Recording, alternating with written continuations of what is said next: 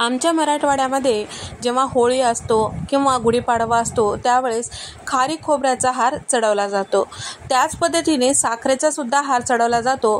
तर साखरेचा जे हार आहे त्याचा सरबत करून पिला जातो नंतर आणि त्याचबरोबर खारी खोबऱ्याचा जे हार असतो त्याचा शिरा केला जातो। तेच शिरा आज आपण पाहणार आहोत।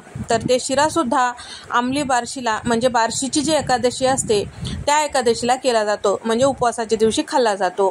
तर या ठिकाणी मी जे हार आहे खारी खोबऱ्याचा या पद्धतीने त्याचे छोटे तुकडे करून घेतलेले आहे। खारकामधल्या ज्या बिया असतात ते सुद्धा काढून घेतलेले आहे। आता या पद्धतीने इथे मी सगळं वेगवेगळं छान असं फोडून घेतलेलं आहे। आता आपल्याला दोन्ही मिक्स करून घ्यायचं आहे आणि मिक्सरला थोडंसं जाडसर असं भरड हे काढून घ्यायचं आहे। जर खारी किंवा खोबरं नरम वाटत असेल तर उन्हाला ठेवून मग मिक्सरला फिरवायचं। तर या ठिकाणी आता आपल्याला 2 ते 3 बॅचेसमध्ये हे मिक्सरला छान असं रवाळ फिरून घ्यायचं आहे। अगदी बारीक पिठासारखं करायचं नाही, कुठे कुठे खारीक आणि खोबऱ्याचे छोटे मोठे तुकडे असायला पाहिजे।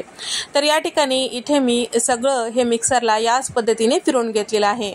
आता मिक्सरला फिरवल्यानंतर हे कपनं मोजल्यास साधारण 5 कप इतकं हे तयार झालेलं आहे।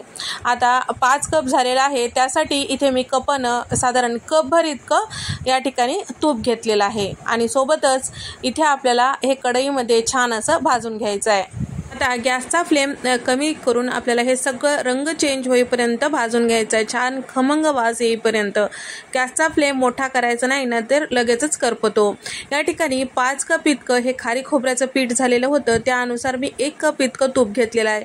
एवढं प्रमाण पुरेसं आहे, कारण खोबऱ्यामध्ये आधीच त्याचं तेल असतो, त्यासाठी नंतर थंड झालं की त्याचं तेल सुटतो। त्यासाठी आपल्याला इथे जास्तीचा तूप वापरायचं नाही। आधी जरी कोरडं वाटत असेल तरी जसजसं आपण यामध्ये दूध वगैरे साखर टाकतो तसं याचं तूप जे आहे बाजूला सुटतो।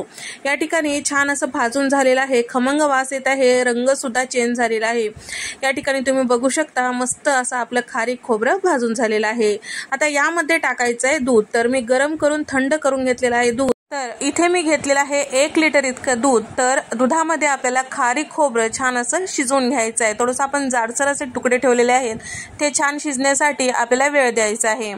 तर या ठिकाणी आता हे छान असं मिक्स करून घेतल्यानंतर 1 मिनिट कमी गॅसवर वाफवून घ्यायचं आहे, म्हणजे सगळे जिन्नस छान असं मिक्स होतो आणि तूप जे आहे साईडला सुटतो। आता या ठिकाणी इथे आपल्याला टाकायचं आहे साखर। तर इथे मी टाकत आहे साधारण 1.5 कप इतकं साखर।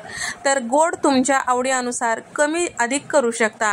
खारीक आधीच गोड असतो, त्यासाठी तुम्ही तुमच्या आवडीनुसार तुम्हाला जास्त गोड आवडत नसेल तर कमी प्रमाण टाकू शकता, किंवा साखरेऐवजी चिरून घेतलेला गुळाचा सुद्धा वापर करू शकता।